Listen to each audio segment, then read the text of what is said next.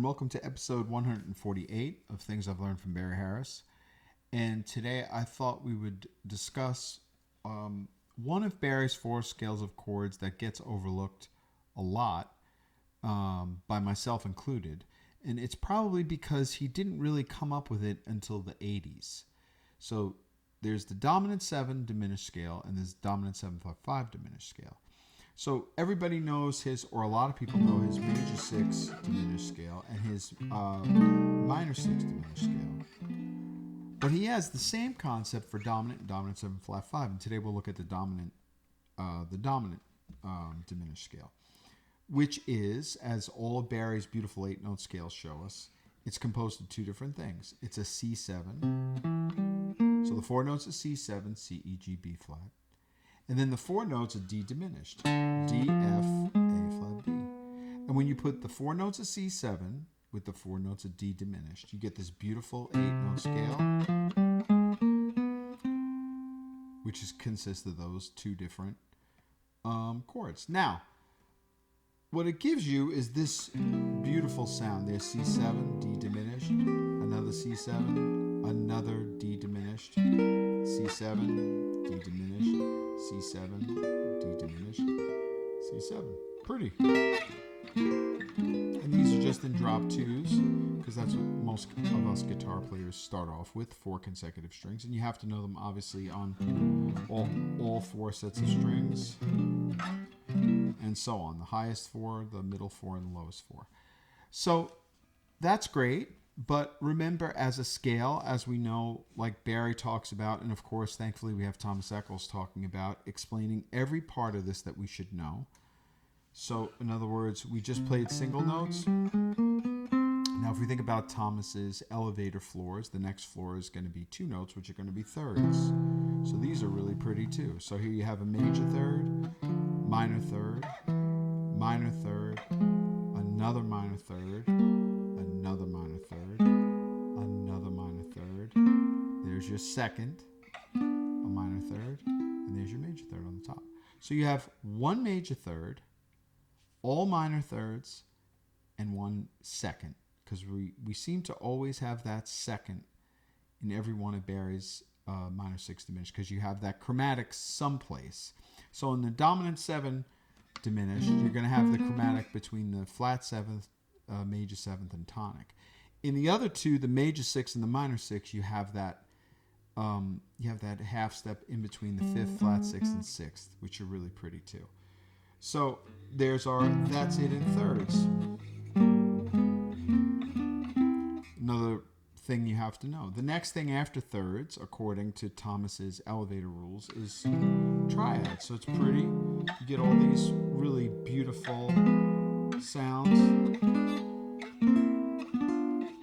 That's triads. The next would be what Thomas would refer to as, he calls it shell voice. I call them broken drop 2. These are really pretty also.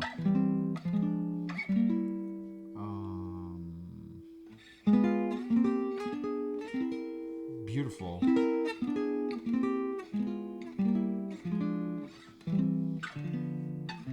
Very pretty. The next would be octave chords. So let's play octave chords. Basically the same thing, except we're just going to add an octave. Well, let's do this one. This one.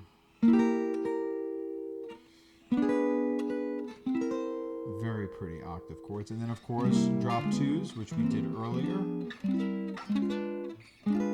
Sorry.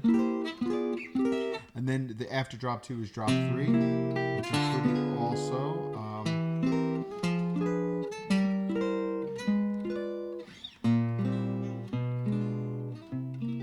Drop 3s are, for guitar players, play a note, skip a string, play 3 notes. So you have to know on the...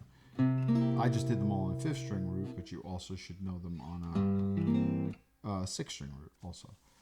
So those are drop 3s. Then you have drop 2, drop 4, which is going to be play 2 notes, skip a string, play 2 notes. So these are really pretty. Oh, let's hope I know these. Let's see. Oops.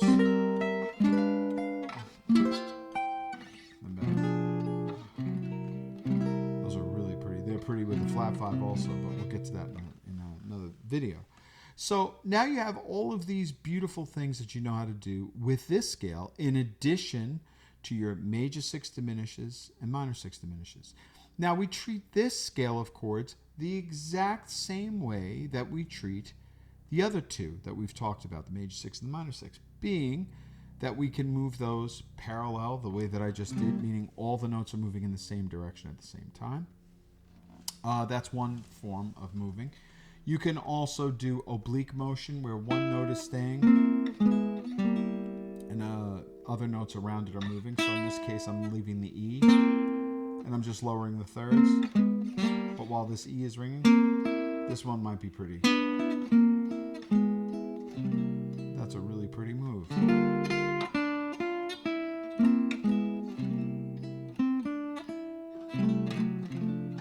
That's a really pretty move. That's oblique motion. And then, of course, contrary,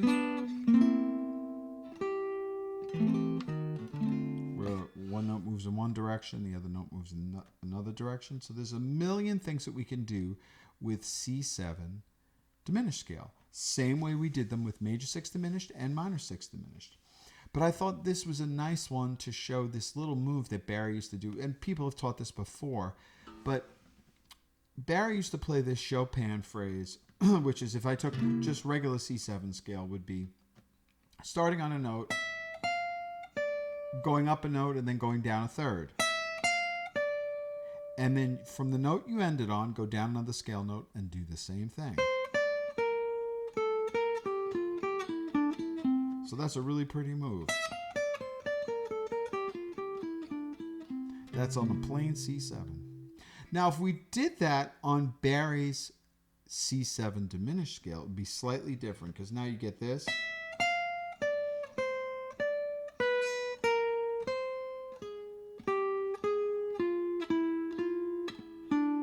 It's a really pretty move. So what Barry used to do was he would do them with chords. So instead of here C7, there's a diminished above it and a diminished below it. So that's what he would play. He would say,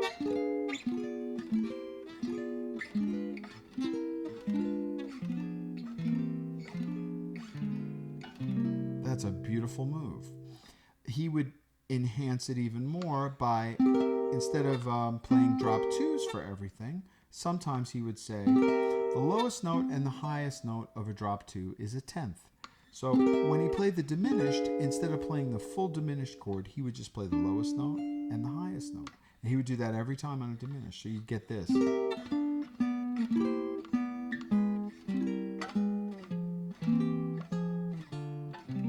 What a beautiful move. So if we said,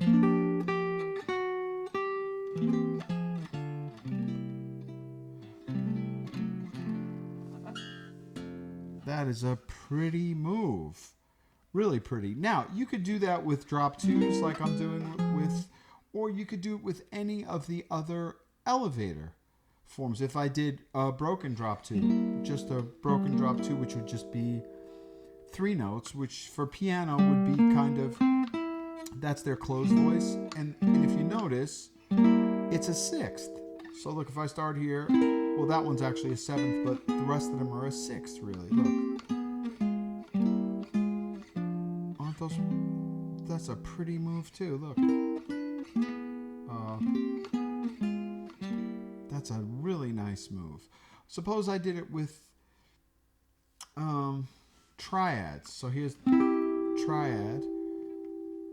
Now we'll take the lowest note and the highest note of the triad is a 5th. So if I were gonna, I could do diminishes like that, flat fifths. So I could even change the fingering and say, oh, sorry. That's a really nice move. So wait, let me see if I can do it.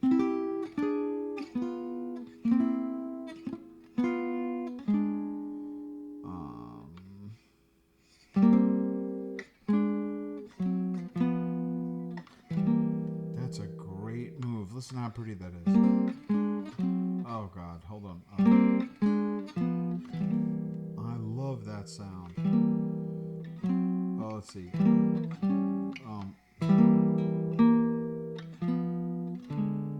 Yeah, that's it. And then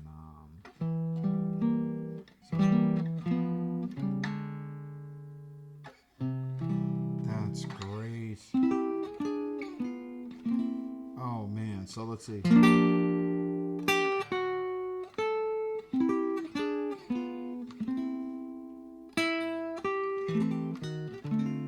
That's a beautiful sound. What I like about it is, when we play dominants, we generally, I was saying this at the class the other day, we have a tendency to always do a whole lot of stuff with the dominant. Flat fives, raised fives, ninths, 13s, flat 13s, all that stuff. So we alter them all the time. But the plain dominant, especially if you're thinking about it according to this particular scale, is so beautiful and gives you so many nice options. Anyway, I hope that inspires you to practice not only Barry's major 6 diminished and minor 6 diminished, but start to throw in the dominant 7 diminished as well. Anyway, happy practicing.